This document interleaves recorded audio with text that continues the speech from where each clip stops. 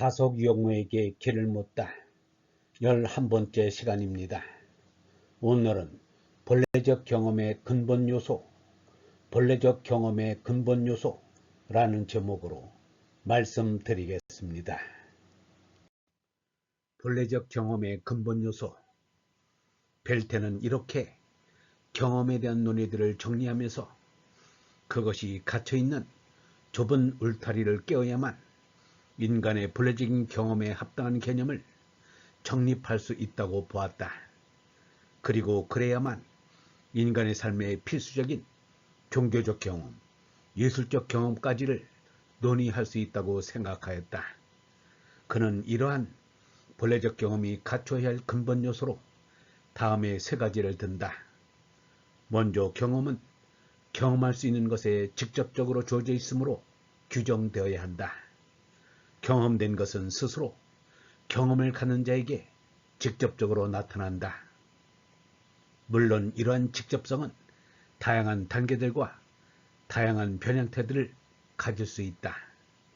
예컨대 경험된 것의 직접성은 결코 인지되지 못한 채 숨겨져 있을 수도 있고 또 심지어 위장되거나 몰아내진 채 있을 수도 있다. 물론 그러한 직접성은 직접적으로 현존하여 나타날 수도 있다. 그리고 그러한 직접성은 거꾸로 밝게 환기된 주의 속에서도 놓여 있을 수 있고 그러한 주의의 폭을 전체적으로 그리고 처음부터 충족시킬 수도 있다. 그 사이에 많은 가능적 정도들과 단계들 그리고 변형들이 주어진다. 경험에 경험된 것에 직접적으로 주어져 있음은 결코 단순히 감각적으로 주어져 있음으로써 간주되어서는 안 된다. 순수한 감각, 이를테면 순수한 봄 또는 순수한 들음 또는 순수한 냄새 맡음은 결코 직접적인 것이 아니다. 각각의 감각기관들에게 주어지는 것들은 따로따로 그리고 단지 그렇게 주어진 것으로만 고찰해 보았을 때 어떤 추상의 과정을 통한 매개의 결과인 것이다. 왜냐하면 우리는 단순히 색깔적인 것만을 보는 것이 아니며 단순히 물리학적으로 이해된 빛만을 보는 것도 아니기 때문이다.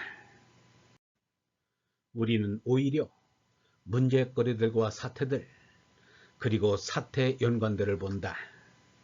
이러한 것들이 바로 우리들에게 직접적으로 주어진 것들이다. 우리의 몸은 들음이나 다른 감각기관들의 작용과 우리가 생각함이라 부를 수 있는 바의 것으로부터 따로 떨어진 순수한 봄이 아니다. 우리는 언제나 전체적으로 열려있다. 이러한 전체적 열려있음은 물론 풍부하게 구조화되어 있다.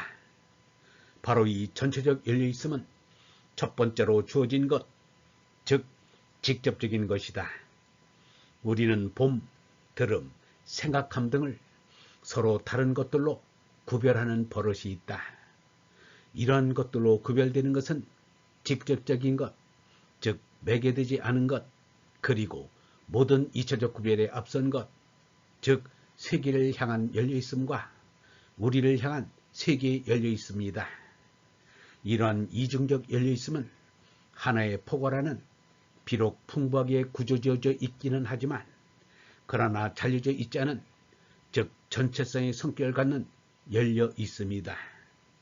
그리고 이러한 열려 있음에서 세계적 차원의 사태 연관들이 직접적으로 나타난다. 이 연관들은 직접적인 것, 따라서 직접성의 의미에서 경험하는 자에게 경험으로서 허락되는 것이다. 이런 의미에서 경험은 전체적 성격을 갖는다. 경험은 살아있는 전체적 인간을 직접적으로 요구한다. 여기서 의미된 직접성은 우리 인간들이 언제나 그 속에서 살아갈 수밖에 없는, 즉 결코 그곳으로부터 벗어날 수 없는 역사적 사회적 연관으로부터 겹겹의 영향을 받는다. 우리는 언제나 그러한 영향들 아래 놓여 있다. 그 영향들이 가장 뚜렷하게 되는 형태가 바로 언어이다. 우리가 말하는 언어는 언제나 우리 모두가 그 속에서 살아가는 역사적 사회적 과정에 의해 매개되어 있다. 언어는 역사적 사회적으로 매개된 채 동시에 우리들의 모든 경험들의 매체이다. 왜냐하면 우리는 말하지 않고는 경험들에 관해 결코 말할 수 없을 것이기 때문이다. 말 속에서 비로소 우리들의 경험들이 뚜렷해진다.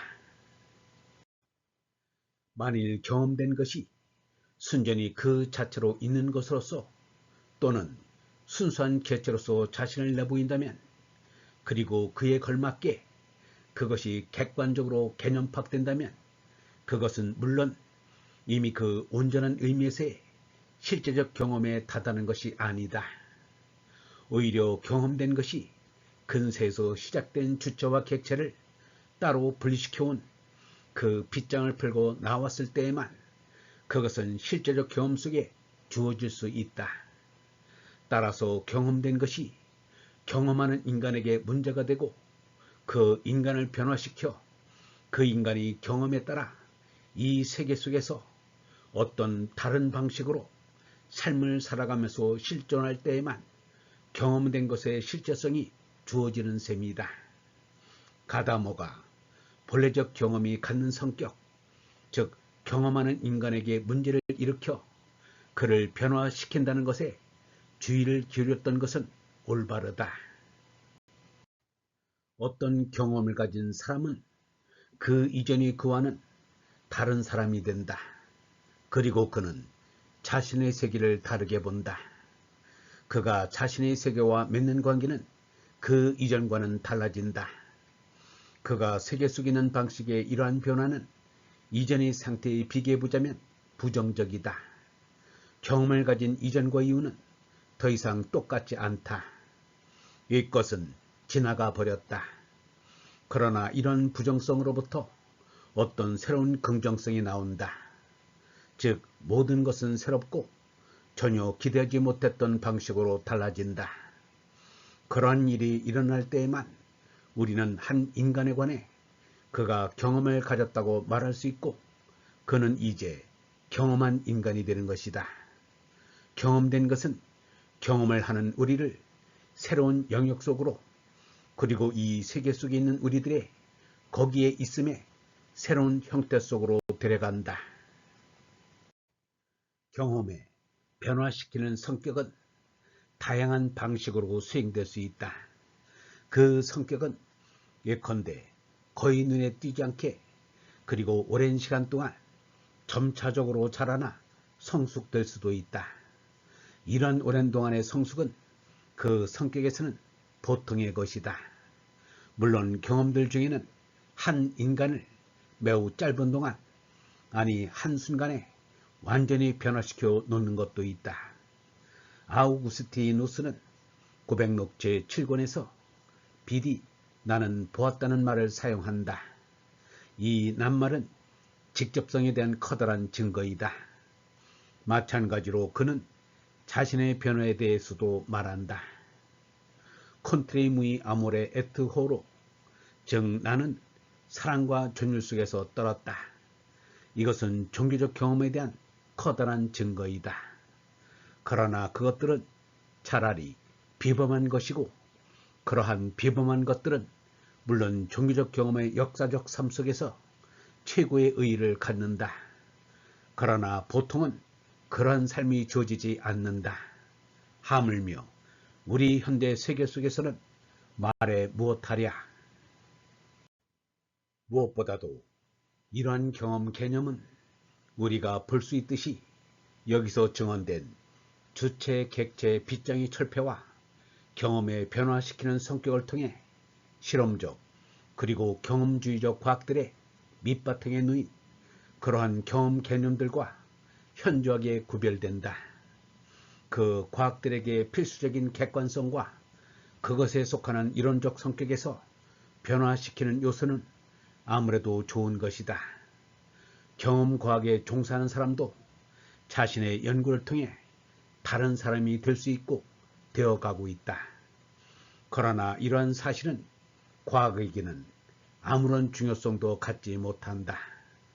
주체, 객체, 빗장은 높이 세워져 있으며 이 빗장은 객체를 주체로부터 그것의 객관성 속으로 치워놓는다. 이러한 일은 과학에게는 매우 정당한 것이다.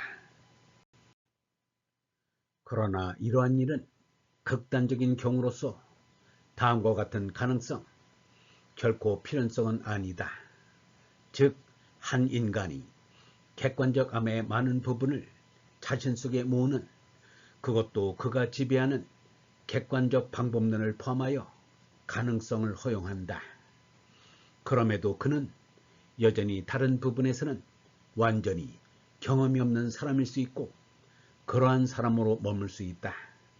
이것은 과학 또는 학문의 인간적 형성의 가치의 관점에서 본 근본 문제들 가운데 하나이다.